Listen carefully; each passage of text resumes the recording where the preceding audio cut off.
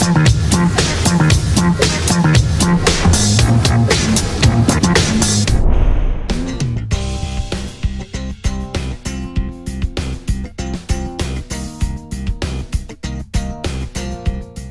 samedi 24 mars 2012, la salle de la manufacture de la faïencerie accueillait une rencontre autour du projet d'écoport fluvial de Creil. Il y a une dynamique sur l'Oise actuellement, donc liée au projet d'aménagement de canal Seine-Nord Europe et puis également au projet d'aménagement de l'Oise, qui en est le complément. Et cette dynamique amène les collectivités à s'intéresser de près au tourisme fluvial. Ce canal va relier le bassin de la Seine et de l'Oise à l'ensemble du bassin nord-européen des canaux et des rivières. Donc pour les marchandises, le transport des marchandises, c'est une opportunité extraordinaire pour notre département et pour notre région. Nous voulons simplement transformer notre ville tout en gardant son histoire, sa mémoire, son âme, pour la faire rentrer pleinement dans le XXIe siècle.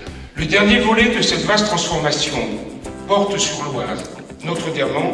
Là encore, notre objectif est non seulement d'aménager, mais aussi surtout de créer de l'activité économique, touristique, et en même temps en faire un lieu de vie, un lieu d'animation de notre ville.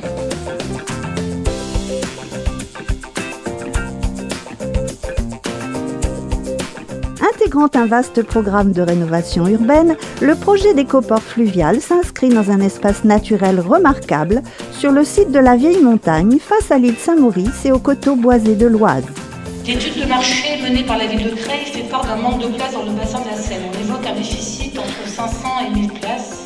Ainsi, aujourd'hui, les bureaux d'études consultés nous conseillent à la ville de proposer un village fluvial, exemplaire en Île-de-France, avec un potentiel de 180 à 200 anneaux pour tout type d'embarcation confondue. Donc pour accompagner ce projet de port, 210 logements sont programmés sur le site. Et c'est un beau projet dans la mesure où il s'inscrit complètement dans les politiques de développement durable. Et qui dit développement durable dit non seulement un accueil de qualité pour les clientèles, mais aussi un cadre de vie pour la population locale. Saint-Leu-d'Esserand, Creil et puis Compiègne. Donc tout ça, ce sont des étapes complémentaires qui doivent permettre, à mon avis, de positionner la rivière Oise comme un lieu touristique global. Cette complémentarité aussi qui fera le succès de chacun des ports et en particulier des coports de Creil. La rencontre s'est conclue par un échange avec le public présent dans la salle. Le bassin creillois, c'est quand même 150 000 habitants et c'est important qu'on puisse discuter tous ensemble de comment on se répartit les différentes compétences. Voilà. Je pense même que d'ici 15-20 ans, Creil sera un des spots touristiques majeurs au nord de Paris, lié au fluvial, d'autant plus qu'au-delà de l'Oise et de la rivière Oise à Creil, il y a aussi l'accès ferroviaire qui permet de sortir de Paris assez facilement et à partir de Creil, profiter de la campagne, des forêts, de la nature, du patrimoine et de l'art de vivre dans l'Oise. Et je pense que cela va changer un peu le cours des choses et que l'image même de la ville de Creil en sera profondément changée.